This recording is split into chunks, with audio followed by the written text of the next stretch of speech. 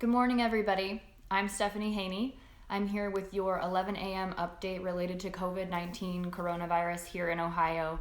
Today is Wednesday, April 1st, 2020. Thanks for being here. Here to bring you the latest numbers that we have related to the COVID-19 coronavirus in Ohio, also updates on important stories in our area, and as well a look at the picture at what's going on nationally as we continue to battle the COVID-19 coronavirus here in the United States.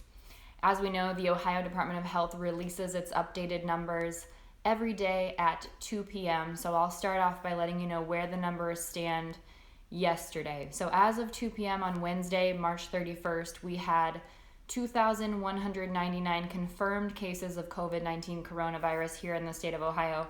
Now, as we know, Ohio Department of Health Director Dr. Amy Acton has said that it is more widespread on that, but that is just the data that we have because of the level of testing we've been able to do.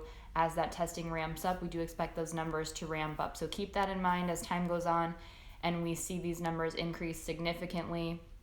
It's not necessarily an indication of a change in the state of Ohio, but it is us getting new and better information. So along with those 2,199 confirmed cases right now, there are 585 people hospitalized and 198 of those people are in the intensive care unit. And the death toll in the state of Ohio right now is at 55. Now keep in mind there are many more people that have COVID-19 coronavirus who are not hospitalized. There are many more people that have it that will only develop moderate symptoms. They'll be able to care for themselves at home and they won't need hospitalization. But we do expect a significant amount of people to need hospitalization, which is why we're taking all of these measures in order to help stop the spread of the virus here in Ohio and around the country. The age range of the people who have been impacted by the disease is from less than 1 year old up to 99 years old, and the median age of people who are testing positive at this time is 53, with 49% of those testing positive being men and 51% testing positive being women. Yesterday, Dr. Amy Acton had a one-on-one interview with our anchor, Russ Mitchell, and she said that we should be prepared, that we could be dealing with this for 2 years. Now, what she means by that is, yes, at this point in time, we do expect the peak right now to be around the end of April, possibly May 5th. That's what their models are telling them, according to Dr. Acton. But COVID-19 coronavirus will have surges. They do expect it to come back in the fall. However, by then, they hope to have better procedures in place in order to hopefully combat it, and we understand more how to stop the spread and we can act more quickly so that less people will be impacted. So the important thing to remember here is that we don't have a vaccine yet and we don't have population level immunity, which means that there are people here who still haven't gotten it yet. So those people are still vulnerable, and that's something to keep in mind as we look to the future. But we do expect this time, according to Dr. Amy Acton, that the positive cases will start to peak at the end of April, and the date that they're sort of looking at right now with the models is May 5th. Now, with all of that said, Dr. Acton remains hopeful. She said that things will get better, and this is a direct quote from her while she was talking to Russ Mitchell. Infectious diseases like these, they will come and we will fight it, and we will eventually have a vaccine. It will become a history story again. She also says that we've learned a lot so far, and we have much more to learn, but we have learned a lot so far, and she thinks that we'll see changes taking place in how we develop our public health and healthcare systems, changes in technology, and also changes in the way that we treat each other. And that hope is very important for us in this time. Here's another direct quote from Dr. Acton as she was speaking with Russ Mitchell. I want you to have hope. I feel hope, even now in the thick of the storm, because I am seeing things that we have long forgotten and ways of us treating each other in our busy lives that we have forgotten. I have absolute hope that we will emerge from this stronger and better than we've ever been. Those are powerful words from Dr. Acton. There's a full 18-minute interview with Dr. Acton and Russ Mitchell on WKYC.com. I really encourage you to check that out. It's really powerful, and Dr. Acton has become such a calming force in all of this. If there was one person to lead us through this, Dr. Acton is definitely the person to do it. Now, as we continue to see how businesses are handling this and how people are taking steps in a positive direction to stop the spread of COVID-19 coronavirus, Costco has decided that it will limit the number of people that can enter the store with a single membership card. So previously, you could bring the whole family in there with your membership card, your friends, the whole crew, whatever. Now they're limiting that starting on Friday. So you've got 2 days.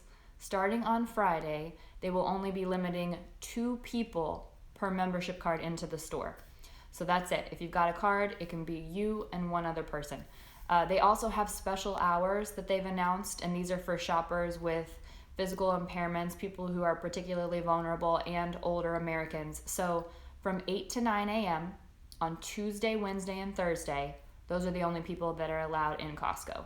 And of course, like many places around town, they are also limiting the number of things that you can buy when it comes to toilet paper and paper towels. So there is a limit on the number of things that you can buy there.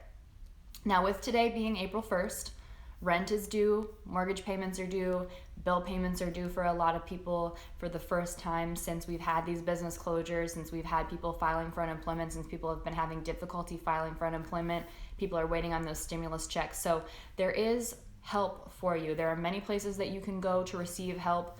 Remember that if you are displaced from your job, now that's whether you're an independent contractor, whether you are self-employed, whether you're a gig worker, or whether you're a regular W-2 employee somewhere, you are eligible for unemployment now under the CARES Act.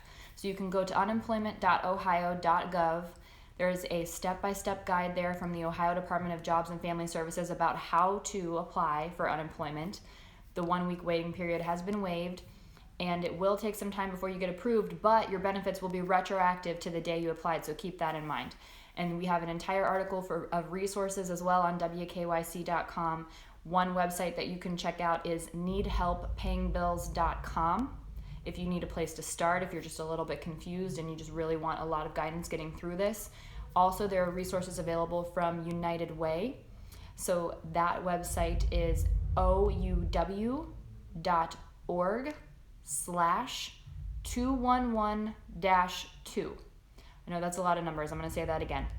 ouw.org/211-2. Keep that in mind. And here's some basic advice that's working for a lot of people. There are a lot of stories of this working for people around the country. Call your lenders, call your creditors, call your phone bill company, call your mortgage lender, call your company that handles your rental payments.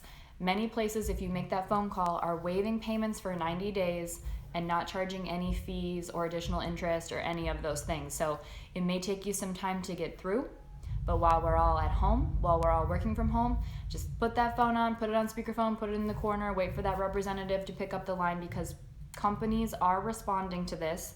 They are waiving payments for 90 days. And also, what's the worst thing that can happen? You make the phone call and they say no, but that's not what's happening. I'm telling you that there are many stories around the country of these companies saying, okay, we understand what's going on. We'll waive these payments for 90 days. So you just got to be proactive and make the call. So all of this is happening as we take a look at how this is affecting the greater country here. The U.S. death toll has now passed 4,000. That's a lot of people. 25% of those people are in New York City alone. Just yesterday, the United States had over 3,000. Just yesterday. So now today we are at over 4,000. The White House is warning, and officials are warning, that we can expect anywhere between 100,000 to 240,000 deaths by the time this stretch of the COVID-19 coronavirus pandemic is over. That's a big number. I know a lot of people have compared COVID-19 coronavirus to the flu. That's not necessarily a fair comparison because we don't know a lot about COVID-19 coronavirus, but I can tell you that those numbers are much higher than the annual deaths related to the flu. The annual deaths that we typically see related to the flu are in the tens of thousands.